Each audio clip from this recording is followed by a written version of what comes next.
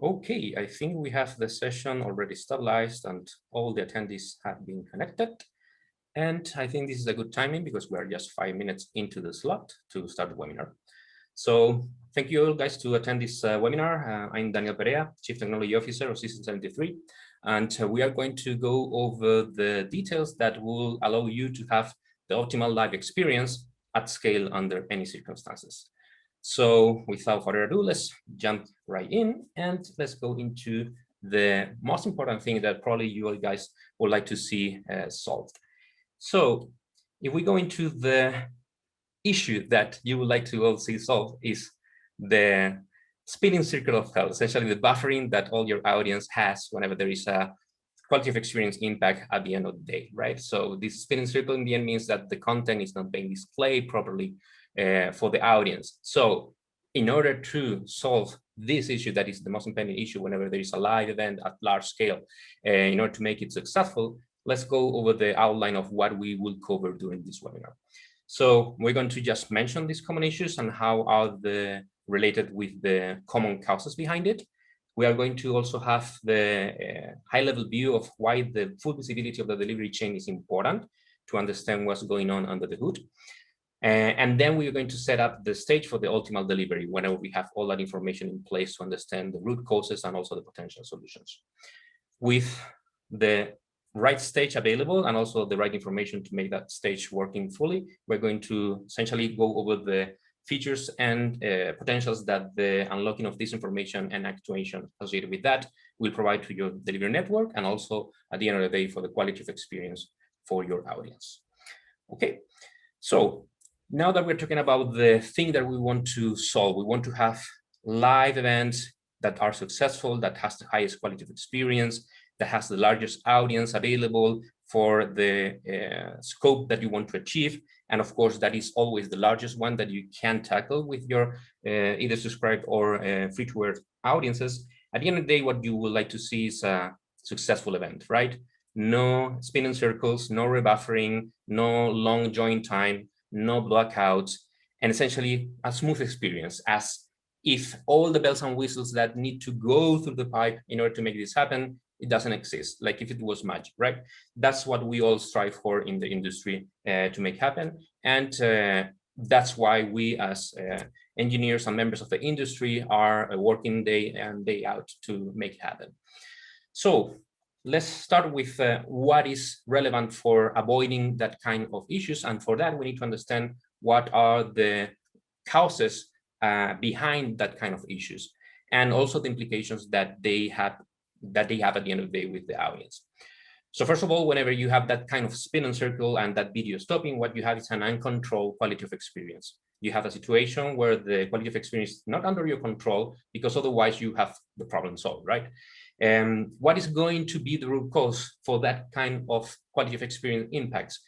You usually don't know because you don't have the visibility. Sometimes it can be just the limitation of the infrastructure that you have behind your own managed network. It can be sometimes outside of your control because it's a network that you don't own, and essentially you rely on it, on the open internet, to deliver the content. Sometimes that doesn't happen all the time and only happens when you have a large audience. So it's very hard to troubleshoot and to debug because you need to have a very large audience to actually have the issue. And by the way, that usually means that it's only happening on prime time and where all the eyes are peeled and looking at the event, and then is where all the stakes are in place, of course. And then is where all the headaches come, because there is essentially a vicious circle here to understand what is the problem and also understand what will be the solution, right? Of course, this is related with delivery limitations, but those delivery limitations can happen at any point on the delivery chain. So it's a difficult problem to crack if you don't have the visibility. It can be, of course, problems in the last mile, for example. That's a normal thing that you will have as an end user. Okay, you're connected through a bad Wi-Fi and you don't have coverage for your cellular connection, whatever that's the case, and then there is no solution for that. Essentially, you are badly connected on the last mile. But it can be many other things, and many times are many other things that are not related with last mile. For example, it can be saturated peering points between the network providers of your audience and the source of the content. Or even we can go even backwards into the delivery chain and go all the way to your origin servers, that essentially you have overwhelmed because in a large event, you have an audience coming from all over the world, and the CDNs are not able to cache everything, and they are just relaying the request all the way to the origin, and the origin crashes. In any case, it can be a kind of situation that is hard to troubleshoot because it can be a delivery limitation on any point of your delivery chain. And you need to have visibility and also a solution for the problem when you have the visibility to understand where the problem is.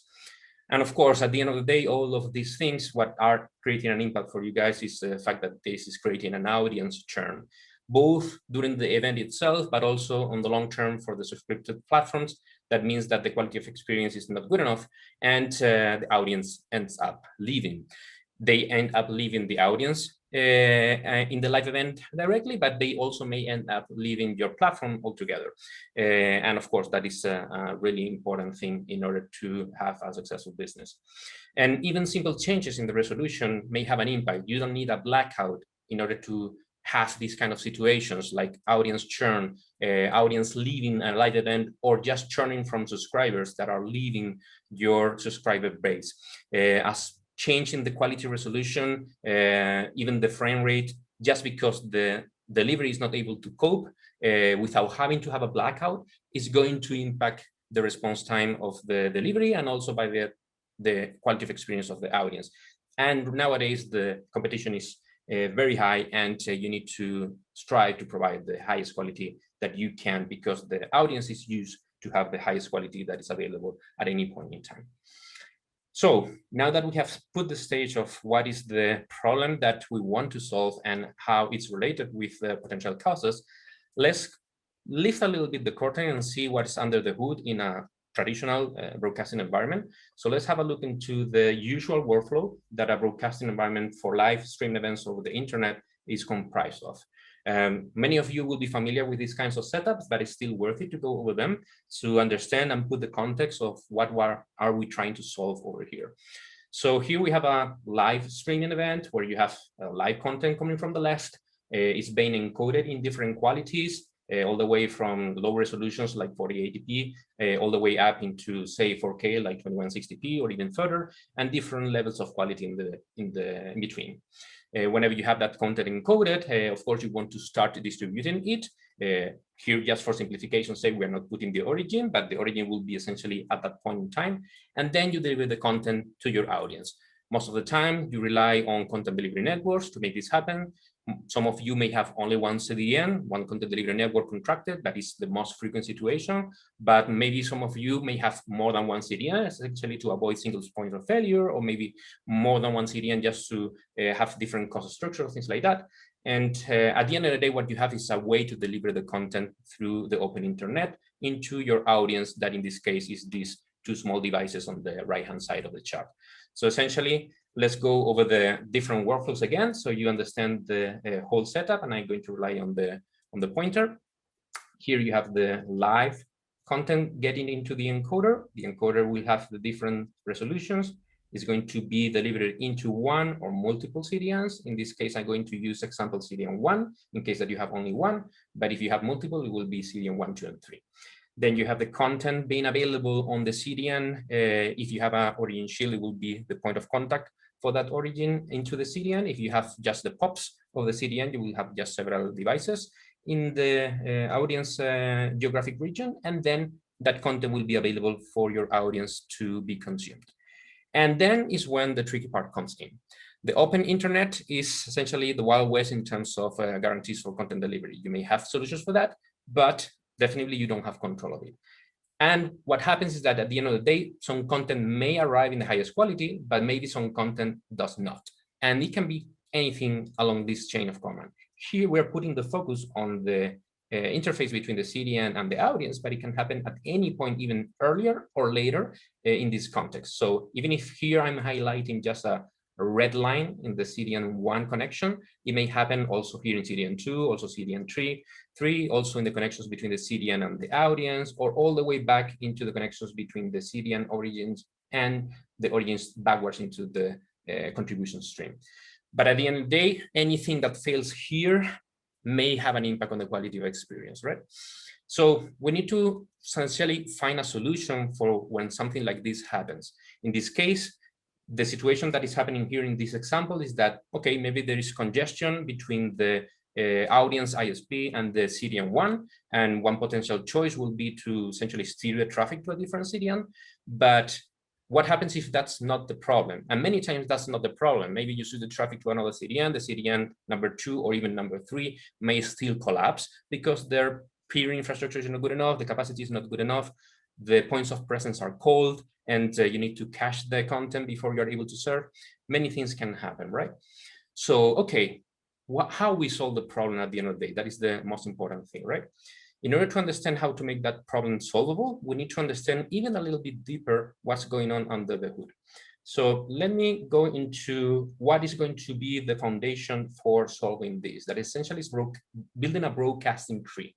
And I'm going to go a little bit deeper about why it is a tree. And here is just an example of why it is a tree, but let me highlight it. You may see here that the content here in the middle is flowing through CDN2 in this case, in green with the highest quality, and then it fans out here on the right-hand side with the audience. But you can see it's just one single point of entry, and then it fans out into different branches. By the way, the same happens with multiple CDNs, but at the end of the day, it's a fan-out architecture like a tree. So that's the basic fundamental thing that a broadcasting event is. It's just a source of content that you need to deliver to multiple destinations, and that by nature is a broadcasting tree. Okay, so let's start with a toy example for creating a broadcasting tree, just for the sake of having the context in place. And here we're going to use not only CDN devices like points of presence or servers, but also the audience itself. The devices of the audience itself also as relaying mechanisms. Some of you may be using all these kind of technologies already, peer-to-peer technologies for expanding the CDN capacities. Maybe some of you don't use it yet, and you are using just one or multiple CDNs. It doesn't matter. At the end of the day, it's just relaying mechanisms to make the content arrive to your last mile audience. And they are just devices. If it's a CDN, it's just a set of servers that are configured, spread out around the world to make that content cached and closer to your audience. Or if you're using peer-to-peer expansion of the CDN capacity, at the end of the day, those devices are the audience devices themselves, where the content is also cached locally and can be relayed to other members of the audience. And in the end of the day, they are just computation devices, right? They have the content and they relay the content to somebody else. So let's build a tree with that, because that's the natural topology of sending the content from a source to a destination. In this toy example, we're having one CDN with a couple of fixed devices underneath. It can be end user devices that are fixed. It can be also devices from the CDN that are fixed, like points of presence, but it doesn't matter. But at the end of the day, what you need is to send the content all the way down into the audience. So here, just to recap, we have the CDN here abstraction. You may have fixed devices below that will be either end user devices or points of presence of the CDN. And then you have all the devices down below that are audience devices that are either fixed or mobile, doesn't matter. At the end of the day, they just want to receive the content and they are the source of it, right? Sorry, the destination of it. Meanwhile, we have the source on the top. This is the first principles, fundamentals of what we are doing here in our industry, is sending the content from one source into multiple destinations. Okay, so now let's see what's happening actually under the hood. So under the hood, what we have is an underlying network, the network that is essentially providing the content and the connectivity for all the actors in this exercise. That is the internet. And in order to have internet working, we all rely on internet service providers, regardless if it's the last mile for your audience, or it's just peering points between ISPs, or if it's just the managed networks that the organizations run in order to deliver the content. At the end of the day, we have an underlying network below it. But of course, it's a combination of internet service providers, because there is no single provider for the internet. That's the open internet, right? You have multiple providers to achieve the connectivity that the internet at the end is. Just by definition, internet is a net of nets that are interconnected.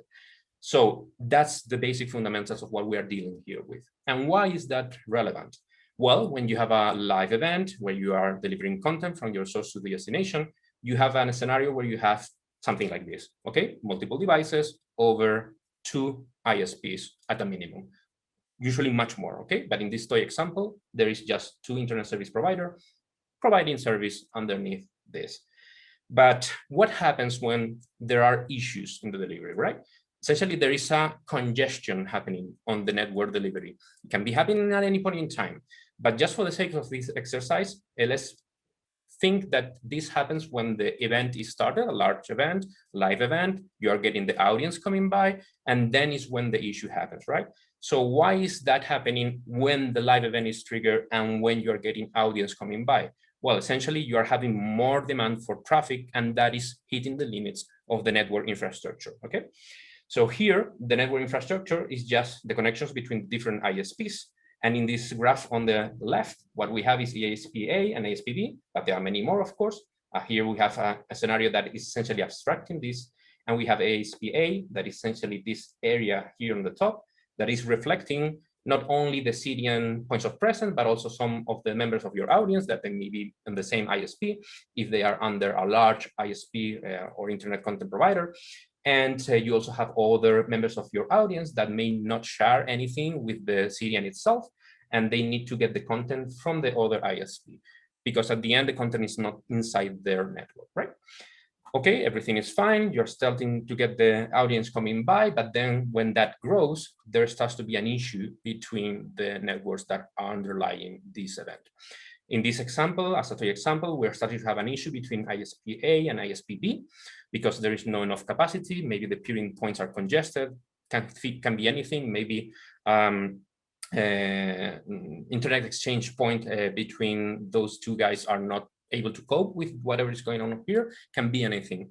But at the end of the day, what happens is that whenever you continue to grow your audience, like here, you have more devices coming by and they start to suffer.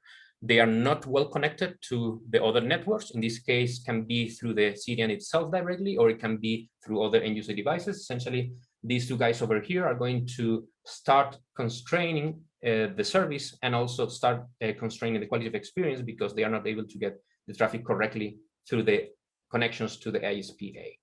Why is that happening? Here you can see that it's a large surface of contact between ISP-B and ISP-A, essentially with so many arrows being connected through that interface. That interface, at the end of the day, is just an interface between the two ISPs that is usually happening in an internet exchange point. This is just going even deeper into the network. But at the end of the day, you can imagine that they are just network devices that are connected to each other, and they are sharing traffic between two networks, ASP-A and ASP-B. And in order to work around that, what can we do, right? In a normal scenario where you don't have ownership of the network and you cannot essentially change the cables or lay down new cables or new servers on the fly, there's little to be done.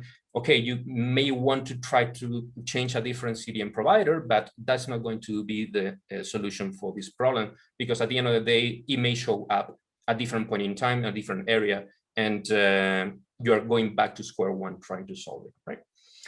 Okay, so in order to solve this problem, we need to have the right information, and also that is going to enable us to find the right tree to solve the problem once and for all, okay? So let's go into that. More information here is not going to, more data is not going to solve the problem for you. Because what happens, again, back here in this scenario, you see that there are end user devices like this one that, okay, it's providing you telemetry if you have a suite that is allowing you to have that visibility, but you don't know what the problem is. You are seeing an impact on the quality of experience. Maybe you have some visibility points across the network, but this is usually happen outside of your control, and that means that it's outside of your visibility, right? So you may have information that is coming in the way of data from the end user devices here, and it's populating your dashboard and it's telling you, hey, something is wrong. Or even you don't have that and you only have the feedback from the audience complaining on social media that the content is not flowing correctly. And then they are starting to complain, fairly so, and then you actually get churn and the audience is leaving, right? So more data is not always better, because sometimes the data is not telling you where the problem is. You're only getting a symptom, but not information of where is the root cause, right? You need to have actually information about the root cause, and information is interesting, is valid, and is the actionable things.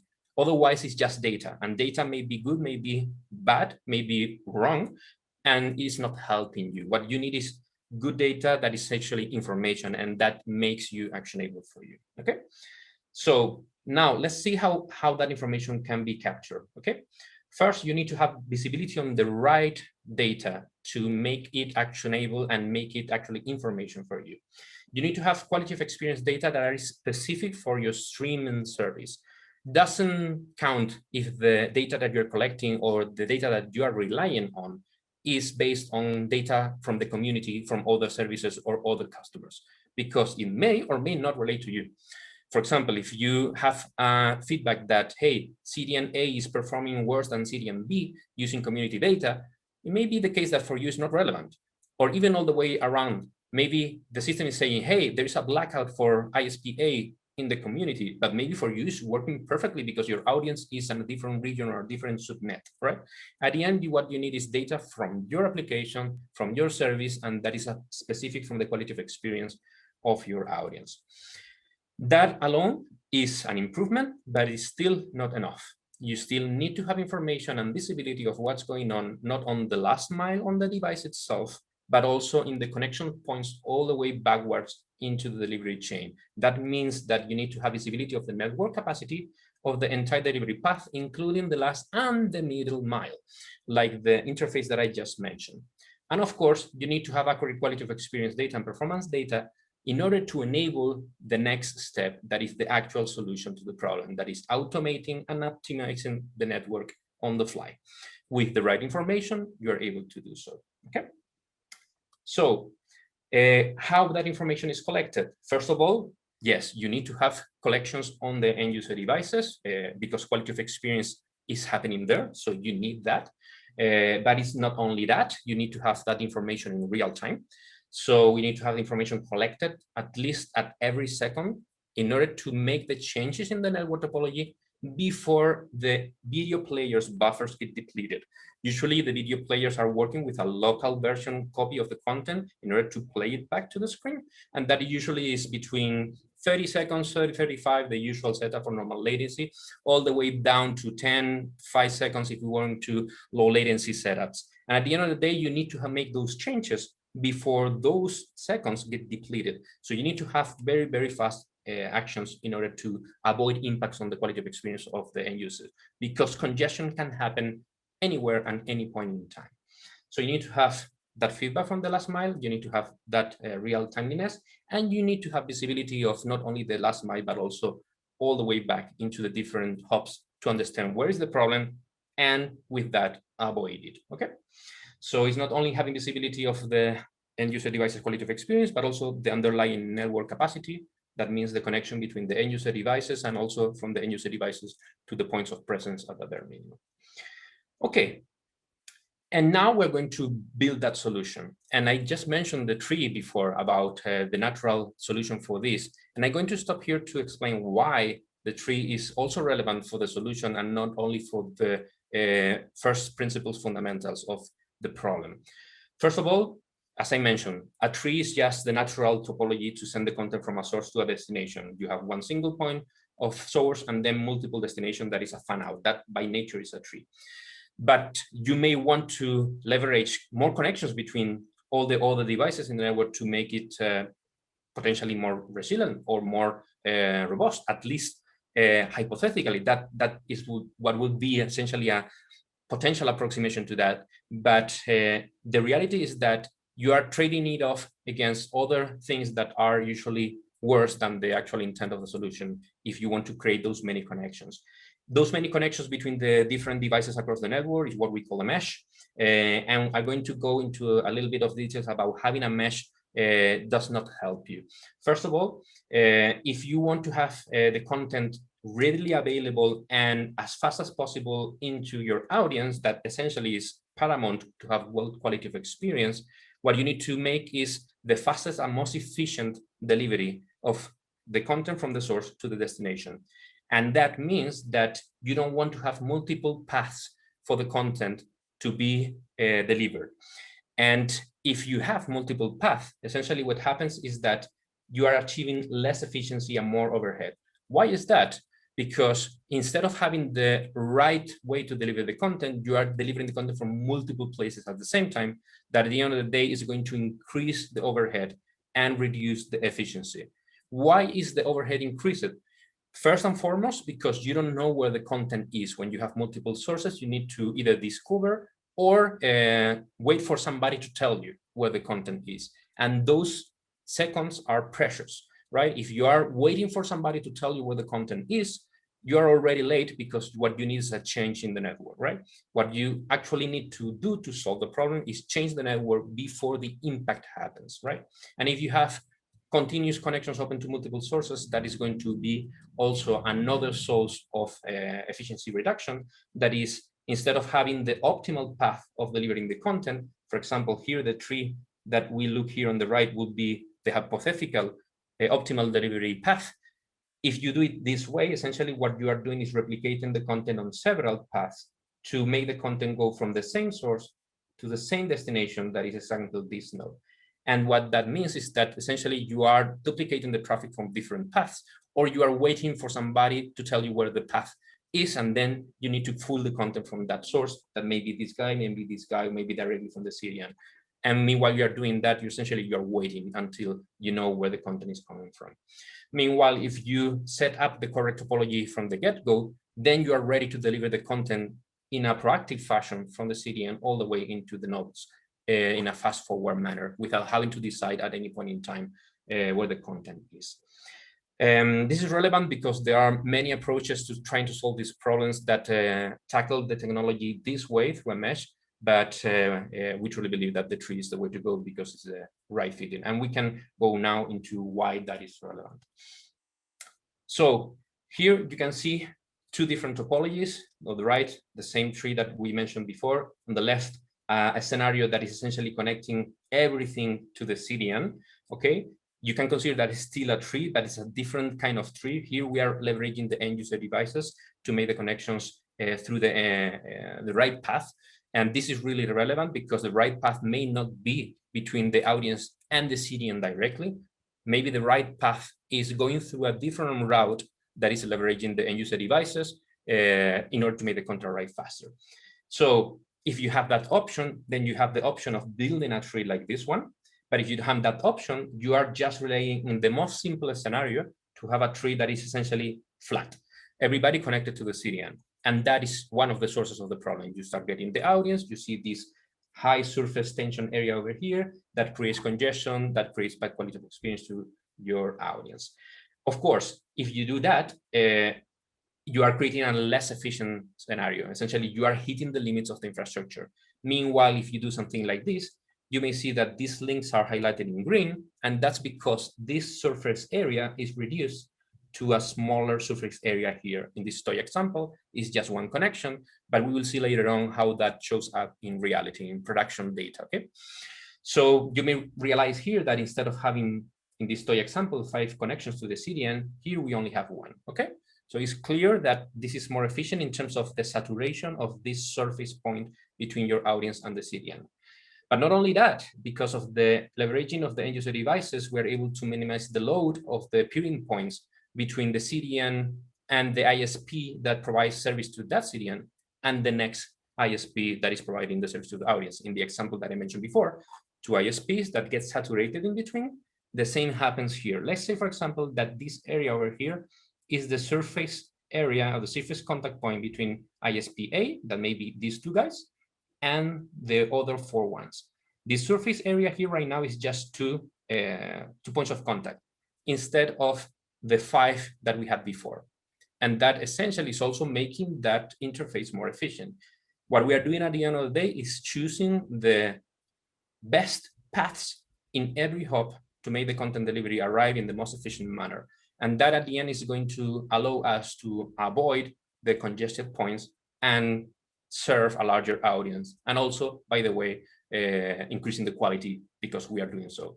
instead of having, for example, limitations in the bitrate that we are going to get degraded between, say, 4K into 1080p or 1080p to 720, because you have conjunction of the network between those points, and essentially what you hear and what you see as the audience is that the bitrate is going to be degraded. Here we are avoiding that problem because we are taking the best path on the delivery chain.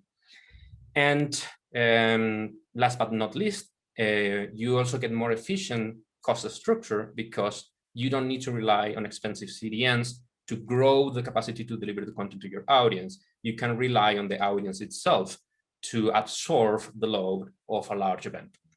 And we'll see also the benefits of how that mapping that is counterintuitive, that the larger the audience, the better the quality of experience and the better the load that we can achieve in these kinds of scenarios. But here, even this toy example, you can see straightforward that instead of having 5 copies of the content delivered from the CDN to the audience, we have in this interface over here only 1 copy, and then only 1 copy in these branches over here. So at the end of the day, this is a more efficient way to deliver the content, and the efficiency translates to better quality and also better cost structure, so reducing your operational expenses and also making the service financially more attractive, and at the end of the day, higher revenue. Okay, so let's see how that reflects in a real world environment. Okay, I'm going to start with the good things, for so to speak, and then we're going to see how that is happening. This is actual production data. Is from one of our largest customers in the US, and this is an organic event that they run without early announcement to us, because essentially they are providers at the end to all the customers, and we were not, of course, aware that they are going to have that event, because even then we're not aware that this event was going to happen. But here we can see the benefits of these kind of technologies deployed on the field and in production with live events, with customers that essentially are not letting you know whenever this is happening. And this is the best scenario of a live event that you don't want to be called in the middle of the night because essentially not working correctly. Here in this scenario, we achieved to provide the customer with 94% of the content in the highest rendition. In this case, they were using 1080p, and the rest of the audience was, of course, delivering 2% slots on the other qualities. But essentially, we were able to match that quality of experience requirement with this kind of network that sometimes is a question how that can be happening, specifically if we are relying on end user devices. The tricky here is to make it happen with the right data and making the right decisions on the network to guarantee that this is sustainable. And we're going to talk a little bit later on that. Second, of course, in order to make that happen, you need to have a good amount of traffic being delivered by the P2P network, otherwise you are not achieving that goal. And in this case, we had 78% of the traffic through the P2P network, while 22% of the traffic was flowing through the CDN in a traditional manner. Of course, whenever you have a significant amount of the traffic being delivered through the right data path, then is when you see the benefit of the quality of experience and also the benefits of the cost. So I'm going to show you a couple of examples of how that is showing in production data. I'm going to start still with a small scenario. This is just 50 nodes, but it's to show you that this is not just bells and whistles in a PowerPoint chart. This is actual production data. Here we have 50 nodes. It's still small, but it's not the toy example that we used before with just 7. This is 50, okay? Still a small event, a small live event for any kind of measure, but still interesting to see how the difference between 7 nodes and 50 actually means in terms of benefits of quality of experience and cost reduction. So here in this scenario, this is a different visualization because it's coming from our engineering dashboards. Essentially what we have here is a network topology that here is reflecting the CDN, so the source, the same manner that we are using on the previous examples. But here we have a slightly different way of showing the tree, just to have it more visually available inside this slide, that's essentially showing all the other circles as end user devices that are sharing the content to each other whenever it's suitable. And you may realize that not all of them is sharing content to anybody else, because not all of them may be suitable. Maybe they are not capable. Maybe they are under mobile connections and we want to avoid to use them because they are usually metadata connections, things along those lines. But still, with only a subset of the audience able to relay content, let's see what we are able to achieve. Here you can see that only a subset of the audience, so this guy over here, this guy over here, this guy over here, this guy over here, this guy over here, this guy over here, this one, and this one, there is a small set within those 50 are actually relaying content to somebody else. And the rest is essentially on the, what we call leaf area of the tree. They are at the end of the delivery chain in the tree leaf area. So essentially on the original diagram on the right-hand side, the audience normally getting the content for whatever the best source is. And in this case happens to be most of the time through other end users in the audience. With a toy example like this, that is only 50 nodes, let's see what happens at the end of the day. This is the timeline of an event. So we have the span out of the event kicking here. And then what you see is an initial spike of traffic, of course, coming from the CDN because the nodes just arrived and they want to have the initial content coming by. But before we reach the peak of the event, we start seeing a declination of the consumption of the CDN traffic, and the peer-to-peer traffic starts to pick up. And here, from this point onwards, you're already having 50% of the traffic on the peer-to-peer network. And it continues to grow up until we reach a stable point here, while the event is still receiving content and still receiving audience requesting that content, but still kicking the right optimal scenario that in this case is 98% of the traffic flowing through the peer-to-peer network. Here we can see the actual production chart where we were hitting a constant 98% of the traffic. Okay, this is of course a cherry-picked scenario because it was a good performing one, but still I think it was very compelling to show you what is possible with an organic scenario with nobody essentially preparing for it. Now let's go into even harder scenarios. Okay, so let's see actual production data from larger events. I'm just using here a toy example just to you can see the mapping between the small scenario and how it maps to the actual production data. The actual production data is the last one, the chart that we have over here. So this one is actually more than 1,000 end user devices. Each green dot that you see here is an end user device. And the CDN is essentially here on the root, is even barely distinguishable, but essentially all these connections that are happening over here are in the first layer, just the CDN surface point, and the rest from this point downwards. So essentially all this area over here are the traffic that we send over the peer-to-peer network. You may clearly see the potential of the expansion of the capacity of the delivery chain with an architecture like this and a technology like this. You get the benefit of being able to overcome the limitations of the infrastructure that usually is constrained to achieve these kinds of capacities. But not only that, you're able to do so in a manner that is essentially uncorking the clock and achieving higher quality for the delivery chain, all the way from the root to the leaves and all the stages in between. Also relevant, you can see here that the surface area on the last part of the tree that is able to absorb all those users that are not able to relay content, either because, as I mentioned, they do not have the capacity. We monitor constantly in real time with those second granularity if they are capable of not, and also if they are not able to do so because we detect that there is a cellular connection and they shouldn't be relaying content by default, or if they want to opt out, any kind of situation that forbids them from relaying content, they are going to be well located here in this area of the tree at the bottom and receive content naturally as if they were part of the delivery chain in a traditional setup.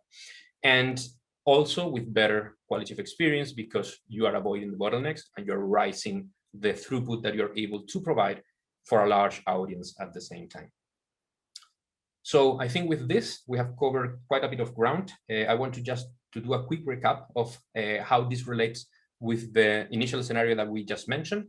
In the initial scenario, you may recall that we mentioned that one ISP may have issues with another one, but at the end of the day, it's just a scenario of congestion that can happen at any point in time. So what is the solution doing here is that every time that we see a congestion point, let's say, for example, in these two guys over here, or maybe this guy over here, what we do is we rearrange the network topology in real time, in the middle of the session, for whole audience. We optimize the whole network, we detect what is the right layout of the topology, and we apply the right topology on the fly for the whole audience before the impact actually happens on the video player. That allows us to essentially avoid that congestion event before it gets propagated downwards, and that allows us to strive for the best optimal scenario, and of course, at the end of the day, avoiding that midnight call that we all brew in order to avoid it once and for all. Of course, this is not going to be the silver bullet for all the scenarios in the world, but most of the scenarios that are related with these kind of issues that are usually congestion associated with capacity on any point of the delivery chain are solved by these kind of techniques. So just to recap, important things that are relevant in order to unlock the possibilities that this opens.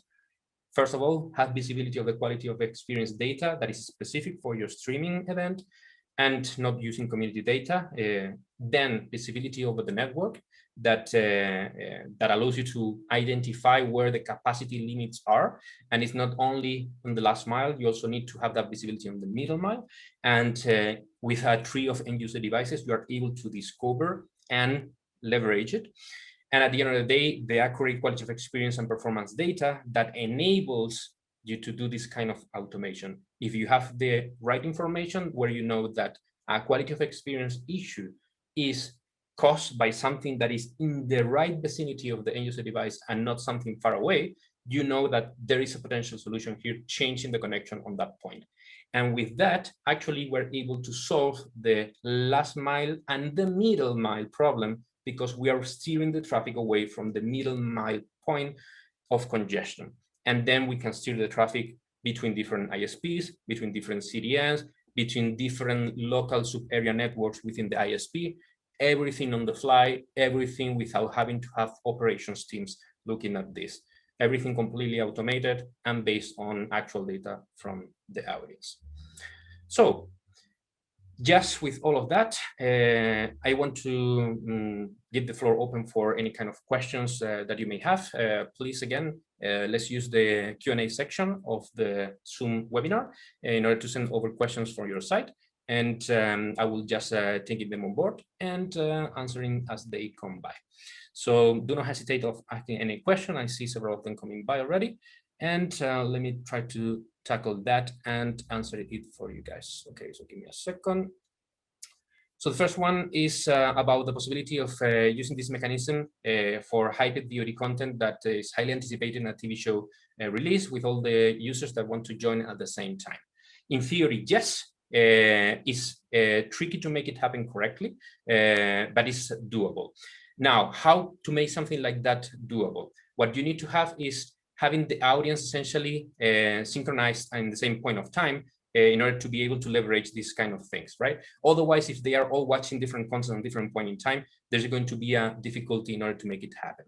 So what we do in order to solve that kind of situation is that we treat everybody who's watching the content at the same point in time as they are in the live edge. And if they go into points in time on backwards, essentially we treat them as VOD, and then you're going to the DVR mode, and essentially you're getting the content from traditional fashion.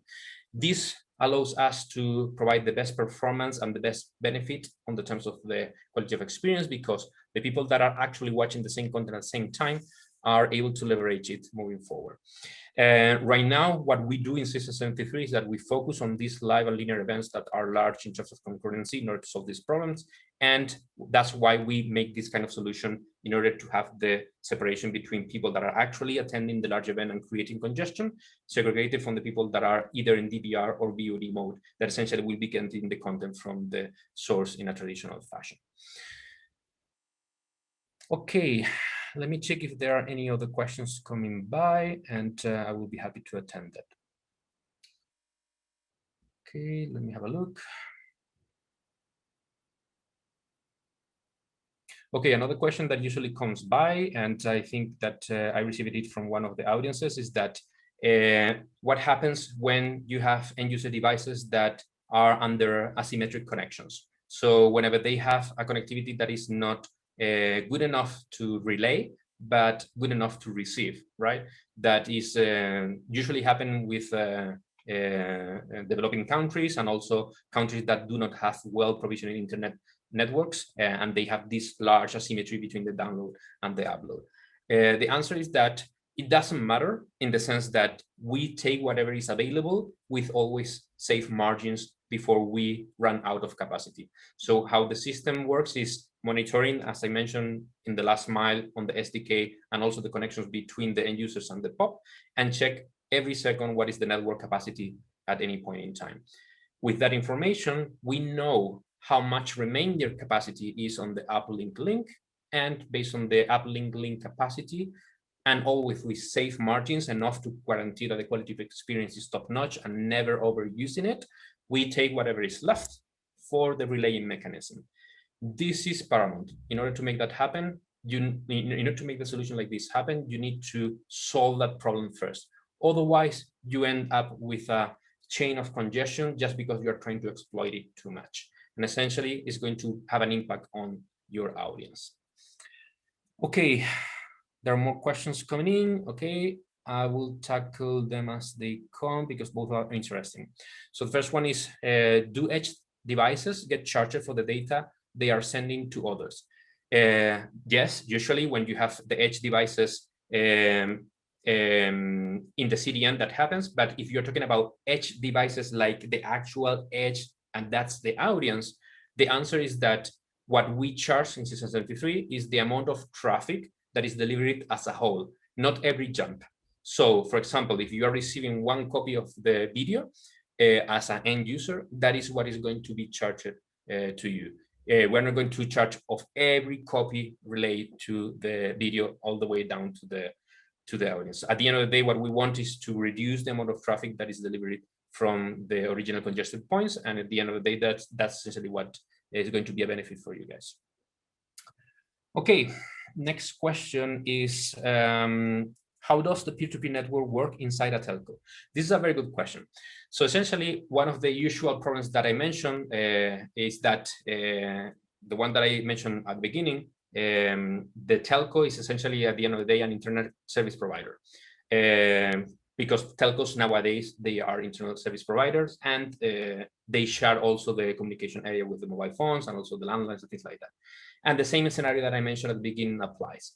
Whenever the connections are better inside the telco network, that's usually the case because you have more connectivity inside and you have a less surface area, a larger surface area between the connections inside. What we detect is that the performance is better in that region, and we opt to use the connections inside that network.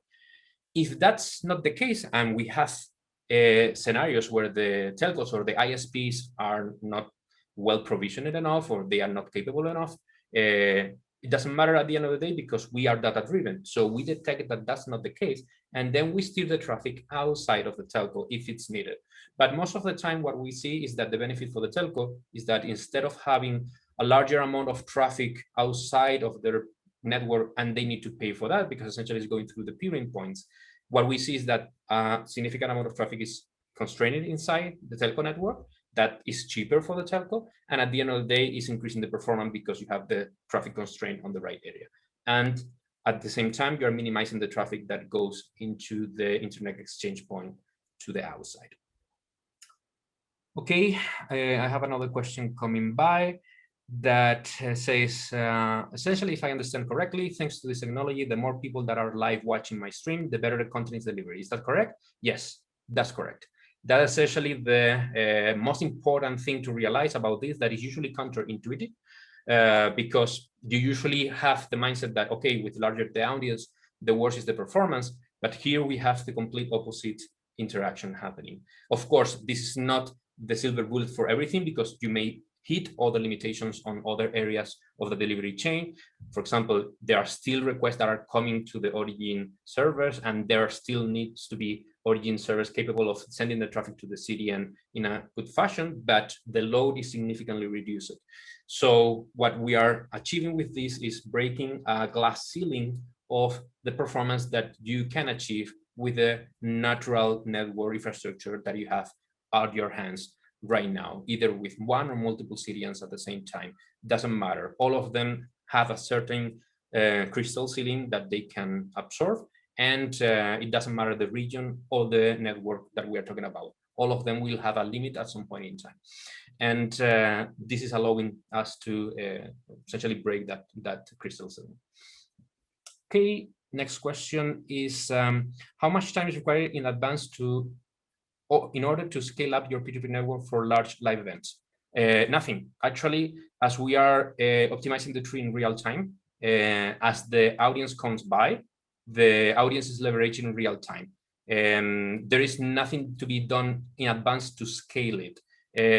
Essentially, the scale comes by the audience itself.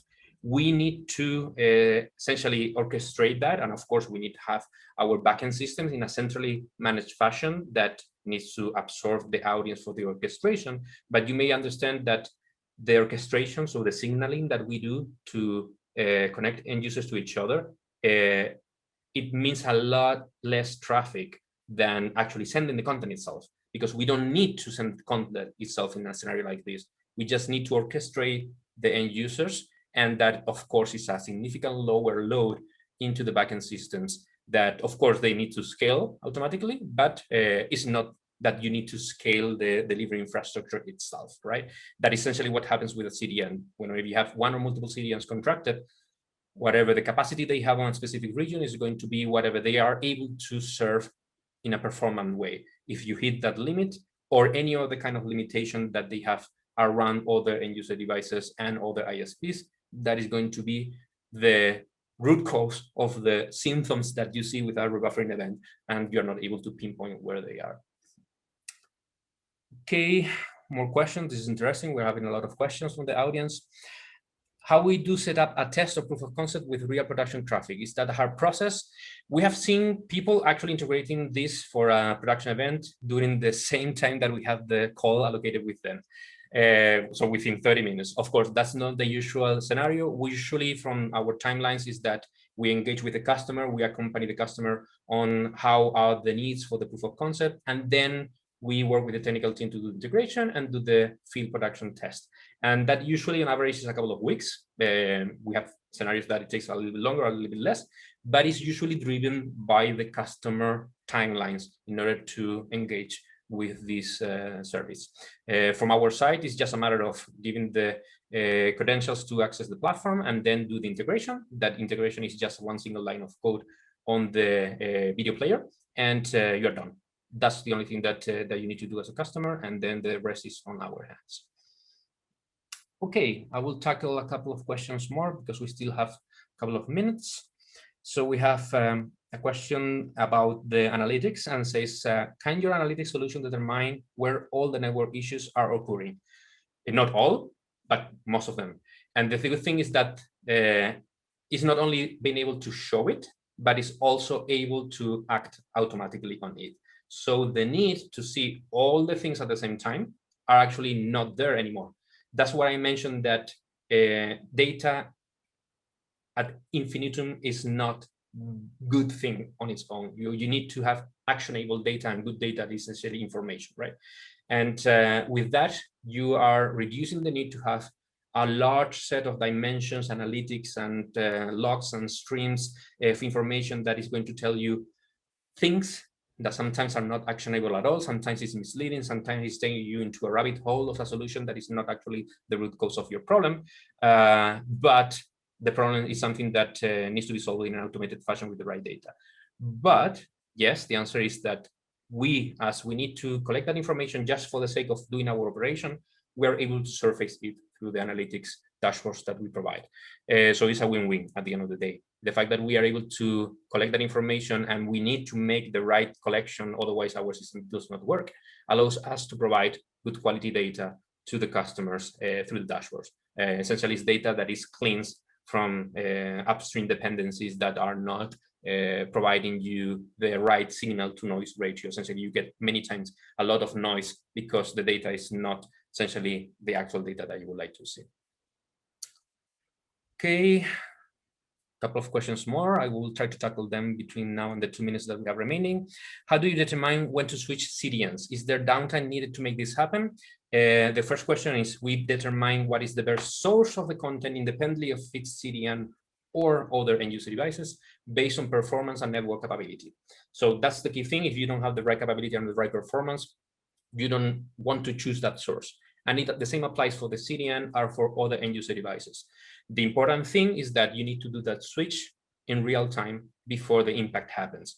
Specifically, and very, very specially and very important for the peer-to-peer side, but also for the CDN side. At the end of the day, what you need to do is do the switch before the buffers of the player get depleted. And Is there downtime needed to make this happen? No. In the solutions that are essentially leveraging the full portfolio of products, the switching is essentially in the middle of the session. You don't need to reload the player. You don't need to wait until the quality of experience is degraded and then refreshing the player. No, without any action from the end user, the switching is happening under the hood. We have solutions that are only tackling one specific area of this delivery chain that require that you have the right setup at the beginning. But here in the context of this talk that we have about the whole solution with the right data and the right actions, there's no need to switch. Okay, 2 more questions. First of all is, you talked about community data. What does that mean? What data does System73 use? So when we're talking about community data, is data that is provided by other customers or other end users or other industries on the network. If that data is not coming from your use case and your real-time audience, you are essentially looking at data that is either not yours or is old. And if you want to avoid impacting the quality of experience, you need to be not only very, very reactive, but even proactive. That means that you need to collect the data from your event, from your audience, and process it in real time to be able to forecast what will be the right change before the impact happens. The data that we collect, as I mentioned, is coming from the end user devices directly, but also the interconnections between the end user devices and other user devices and the CDN POPs. And that allows us to get the full perspective of where is the right data path in order to deliver the content. The difference between that and community data is that the community data from multiple providers that provide that kind of information is most of the time not even video performance data. It's just files that are stored in the CDN POPs, and they are measured to see how fast they are delivered. But that, of course, is not your application and is many times not associated with your actual needs whenever the live event happens. And many times is not associated with the actual accurate performance data that you need to have, because sometimes, I would say even many times, those probing data points are already cached on the CDN. And in a live event, many times the CDN do not have the content cache because you need to go all the way to the origin. So accurate data is paramount here. And I will tackle just a couple of questions more before running out of time. A question that we have is, we're looking into a CDN switching solution, but it seems like your solution could alleviate most of the needs for a CDN switcher. Very good question. Very short answer, yes. Another question is, are operating costs reduced from the first moment we switch to System73? Definitely true, because essentially whenever you switch, you still get the benefit automatically of your reduction of traffic cost, and you will get the benefit right away. And last but not least, last question is, does this involve installing an SDK on client devices? Yes, we operate in a manner that we install an SDK on the end user devices, but it doesn't require intervention from the end user. We integrate this through a single line of code that is added on the either web player or native devices that comes with the app that you deliver. And at the end of the day, the end user doesn't have to do anything. It's just completely transparent for them because we are relying on standard protocols under the hood that is WebRTC. So I think with that, we have covered all the questions that the audience have provided. There's still some more coming, but just for the sake of having the time slot respectful, I'm going to thank you for the time and for the attendance, and also for all the interest that this contest has raised on you. And if you have any questions, do not hesitate to reach out to us. We will be happy to follow up in a synchronous manner and also help you guys with the needs that you have for the broadcasting live events. So again, thank you very much for your attendance, and I hope that this is going to help you in the live events that are coming in the future. Thank you very much, and have a good day.